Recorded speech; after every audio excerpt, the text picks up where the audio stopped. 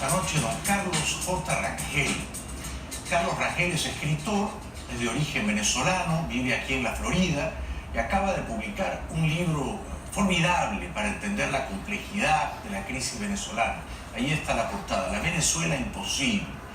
Felicitaciones, es un gran trabajo. Gracias por estar aquí. Buenas noches, Carlos. Buenas noches, Jaime. Muchísimas gracias por invitarme. Es un placer estar aquí en este buenísimo programa. Gracias. Que vemos con mucha frecuencia en la casa. Gracias. ¿Por qué el título? Es decir, ¿por qué Venezuela parece imposible? Esa es una pregunta que se hace todo el mundo, por supuesto, en cuanto ve el título del libro. Hay que entender que nosotros crecimos con el gran mito de la Venezuela posible. Digo que es un mito porque es la Venezuela que uno pensaba que podía realizarse a través del esfuerzo y el trabajo, que eventualmente tendríamos un Estado de Derecho, igualdad de oportunidades, un país en vías de desarrollo que iba a ser posible. Lamentablemente, la estructura, el modelo de la ideología hegemónica que existe en el país está basada sobre el socialismo. El socialismo, desgraciadamente, históricamente, en todas partes del mundo, no funciona. No funciona. ¿Hasta qué edad viviste en Venezuela? Tú naciste en Caracas. Yo nací en Caracas. ¿Hasta qué año, quiero decir? Para no delatar tu edad, perdón. ¿Hasta qué año viviste en Venezuela? Bueno, hasta 1992, porque desgraciadamente veía lo que se venía encima. Sí. Claro, eso no quiere decir que me desvinculé. Inclusive hasta el año, estuve trabajando en Los Ángeles, hacía seminarios de gerencia ejecutiva en Venezuela, en México, en Argentina, algunos en Brasil también. Después cuando me mudé para Miami, de Los Ángeles, trabajé un rato con el Universal, en una oficina que ellos tenían acá. Pero ya no vivías permanentemente en Caracas. O sea que llevas los últimos 25 años viviendo en el exilio, ¿no? Ahora, el libro recoge unas cartas que tú le envías desde Caracas a tu esposa, que está en UCLA, en Los Ángeles, a pocos días del golpe fallido de Chávez, ¿no? Y ya tú entonces llamabas a Chávez bárbaro y cobarde, más o menos. O sea que... No, más o menos no, exactamente. Usas esos dos adjetivos, ¿no? En esas cartas. ¿En qué momento se empieza a arruinar, estropear Venezuela? Para no usar el verbo un poquito más procaz que usa Vargas Llosa aludiendo al Perú, ¿no? O sea, ¿en qué momento se fastidia Venezuela para ti, Carlos? Venezuela, o sea, nunca se me ha fastidiado. A mí lo que se me ha fastidiado es la mentalidad que hace creer que se puede vivir del rentismo en vez del trabajo, que se puede burlar la ley en vez de tener un Estado de Derecho. Eso es lo que me molesta. Nunca me ha fastidiado, tengo familia allá, tengo Venezuela en mi corazón, la quiero mucho y espero poder vivir allá nuevamente. Pero el sentido de la pregunta era, ¿en qué momento se sale del camino, se descarrila? Porque, digamos, tú haces aquí una defensa lúcida de la Cuarta República. Tú dices, desde la caída de Pérez Jiménez hasta la llegada de Chávez del 58 al 99, tampoco estábamos tan mal, ¿no? No. Pero hubo un momento en que los partidos básicamente se desplomaron. Lo que se decía que era el pacto de punto fijo se destruyó y la apatía, el cinismo público contra los políticos se desató completamente. Y yo entiendo. Más o menos, ¿en qué momento fijas ese parteaguas? Yo diría que con la elección de Caldera año 93. En el año 93. ¿A qué llamas tú la República Chiripera?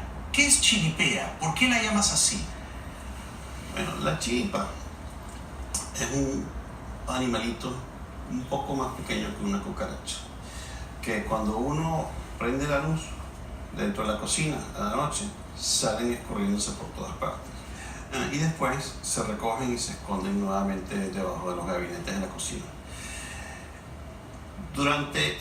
Cuando ganó Caldera, él formó una coalición de una gran cantidad de mini partidos, de modo tal que pudo llegar a la presidencia con el porcentaje más, con menor porcentaje de cualquier... 30%. Sí.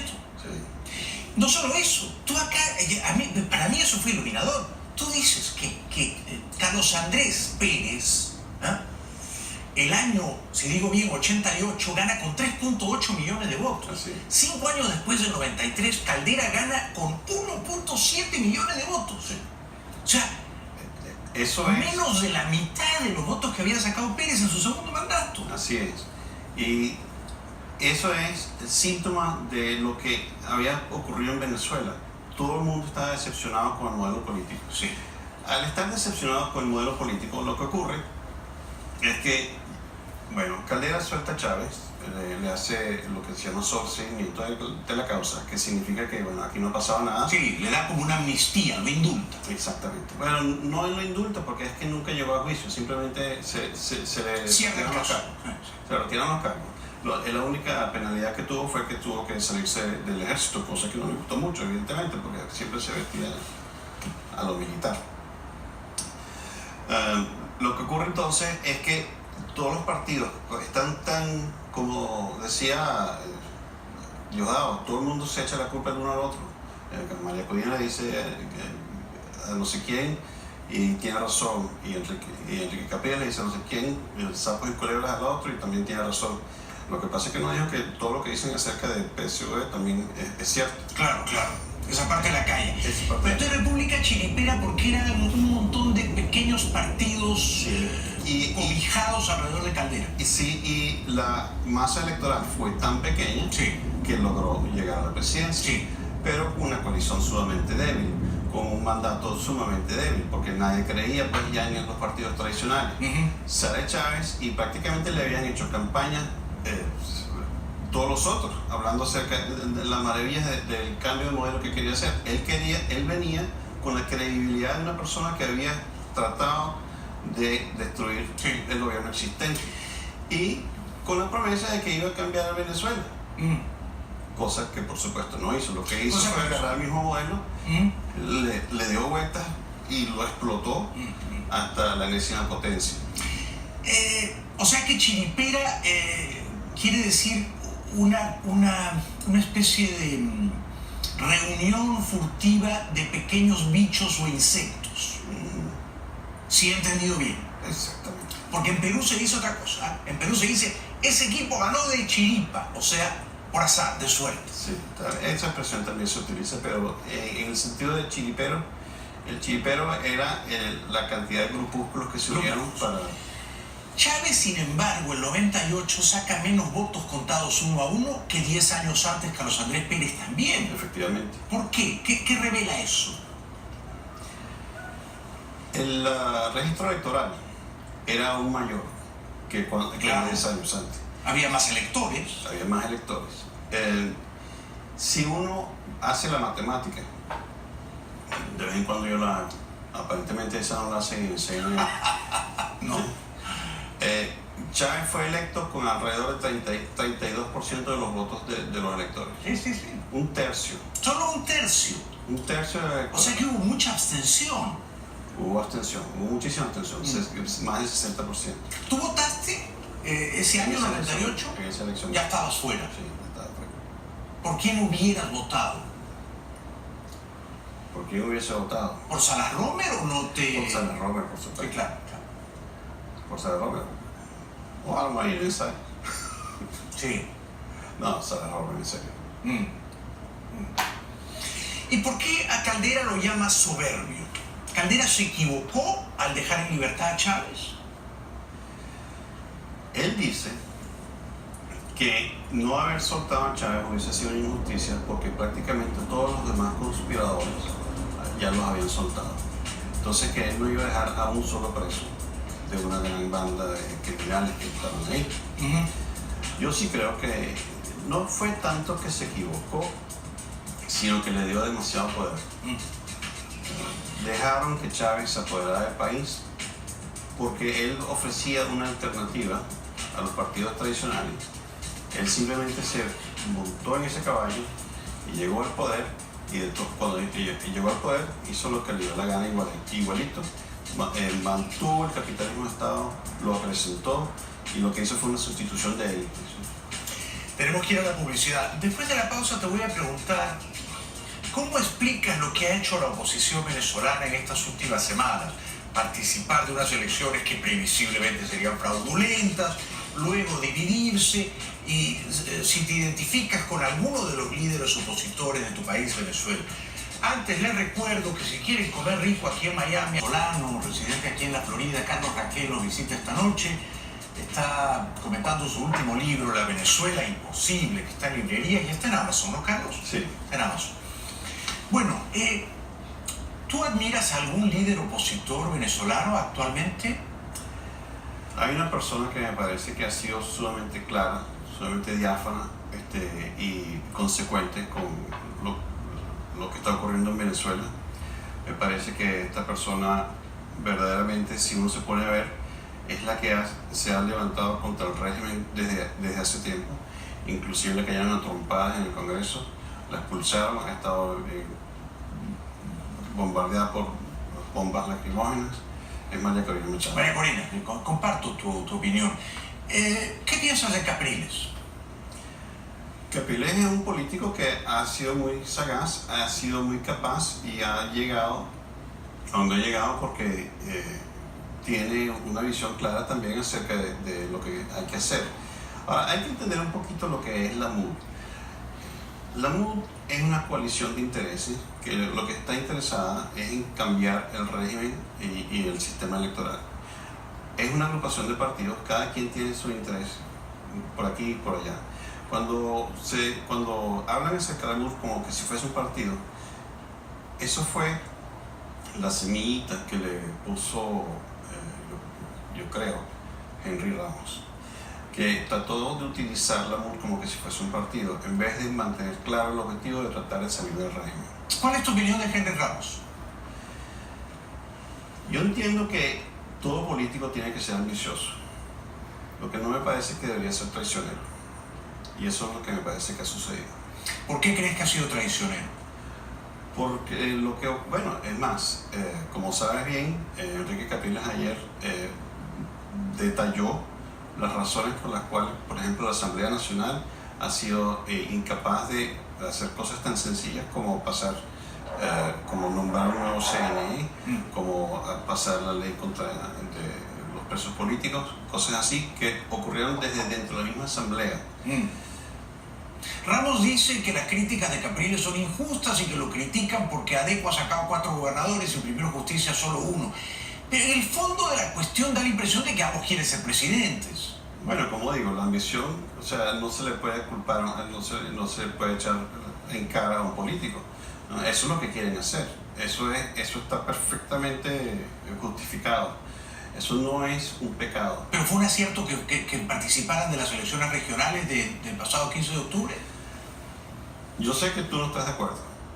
Yo sí, estoy de acuerdo con que se hicieron las elecciones, pero no tanto lo que se hizo. Para mí, todos esos gobernadores, bueno, los 4 gobernadores ni se digan, esos son... ¿Cómo es posible que hayan hecho eso? ¿Cómo es posible que se hayan presentado ante la Asamblea Nacional?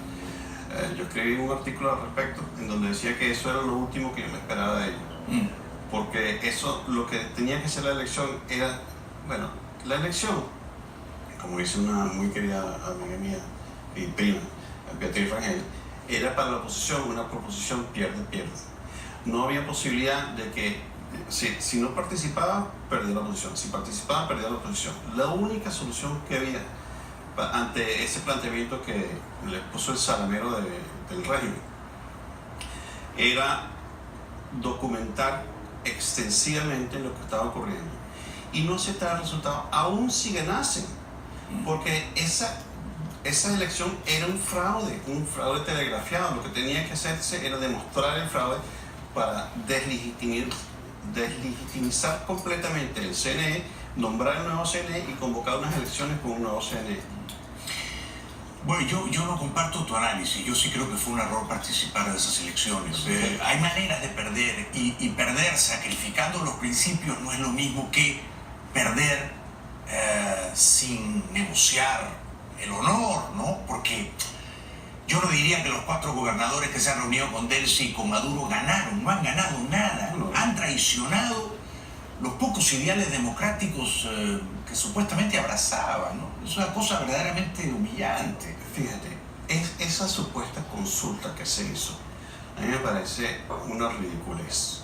Aquí lo que había que tener al principio, si se hubiese hecho una consulta en los años 1850 acerca de la esclavitud aquí en los Estados Unidos, hubiese sido popular probablemente. Eso es falta de liderazgo. Hay que tomar una posición en principio, y yo sí pienso que debería haber habido elecciones, pero lo que también pienso es que tenían que haber sido declaradas desde el primer momento como fraude, así ganaron o perdieron. Claro, porque, digamos, en tu libro tú revelas una conversación que yo desconocía del entonces ministro del Interior, Rodríguez Torres, allá por 2013, cuando Maduro le roba la elección a Capriles. Oficialmente se la adjudican a Maduro por una diferencia de 240, 250 mil votos. A mí me dijo Capriles en Bogotá, Maduro se robó más o menos 400, 500 mil votos. Me lo dijo en televisión. Tú citas en tu libro a Rodríguez Torres diciendo, vale, sí, añadimos, me gustó el verbo, ¿no? Añadimos 350 mil votos a Maduro. Si él, en el conteo oficial, gana por 250 mil, y Rodríguez Torres, que era ministro del Interior, dice que se robaron 350 mil votos, es que Capriles ganó la elección. De modo que, por lo menos desde 2013, están haciendo fraudes. ¿No? Desde antes. Y desde antes. Desde antes. Entonces, ¿cómo se justifica participar de una elección si tú sabes que te la van a robar? Tú tienes que crear un cuerpo político, un cuerpo civil. Tú tienes que crear una conciencia ciudadana. Lo más importante en una democracia no es juntar votos, es crear ciudadanos. Claro. Y tú solamente puedes crear ciudadanos asegurándose que, bueno, que tengan todas las armas para ser ciudadanos.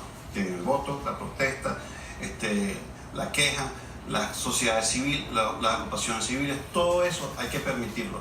O sea, todo eso hay que luchar por ello, porque por la democracia nadie permite nada, todo el mundo hay que luchar.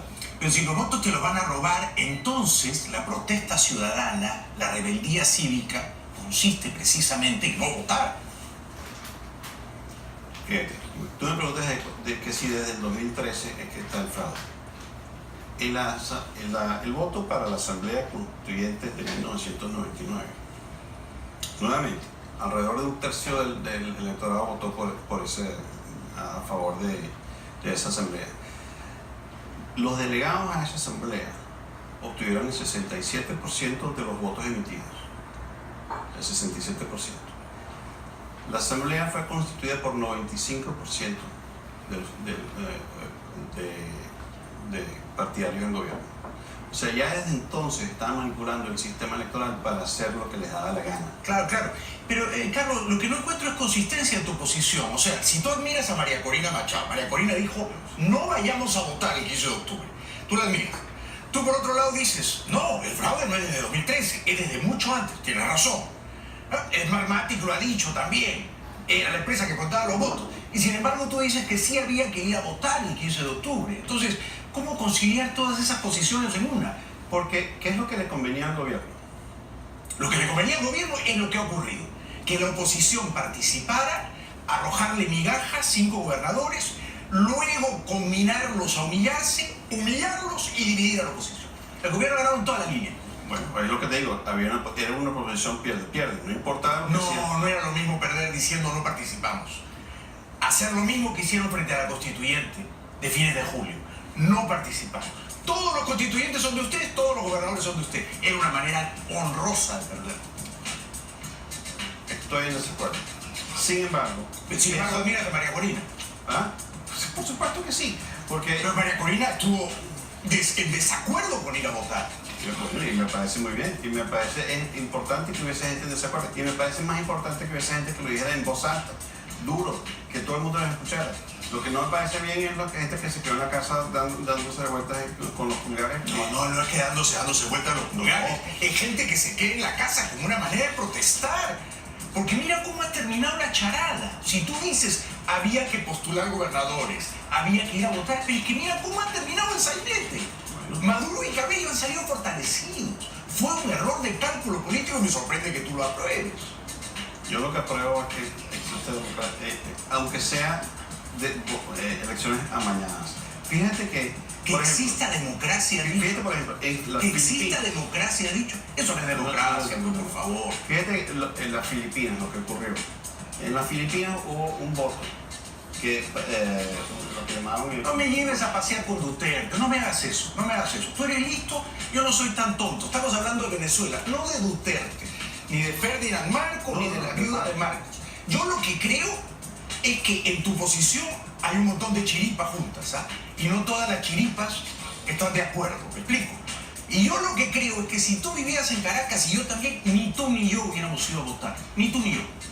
Y ni tú ni yo hubiéramos sido candidatos a gobernadores, porque hubiéramos tenido la mínima coherencia moral de decir, si me van a meter la mano y me van a robar la elección, yo no me presto a él.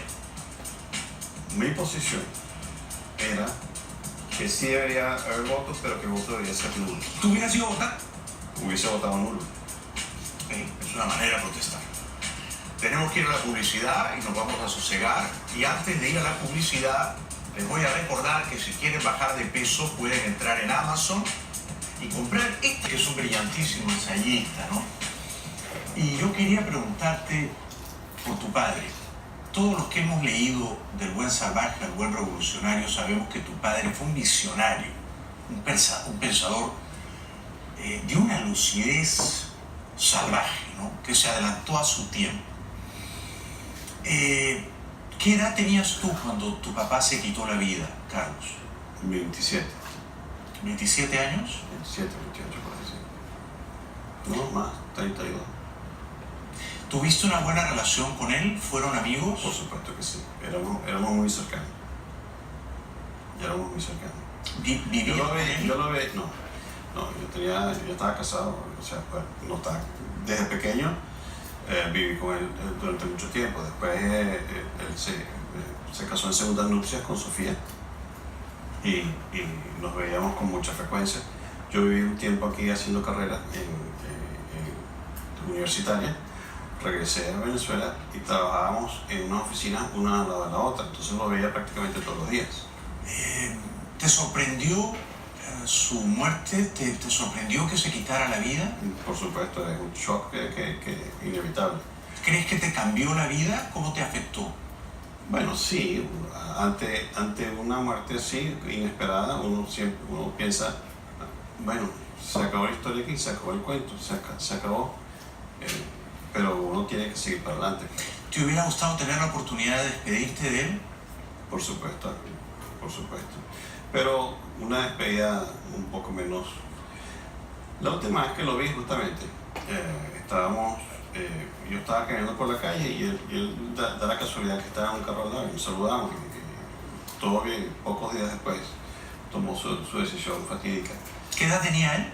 58. Era joven. Por supuesto que era joven.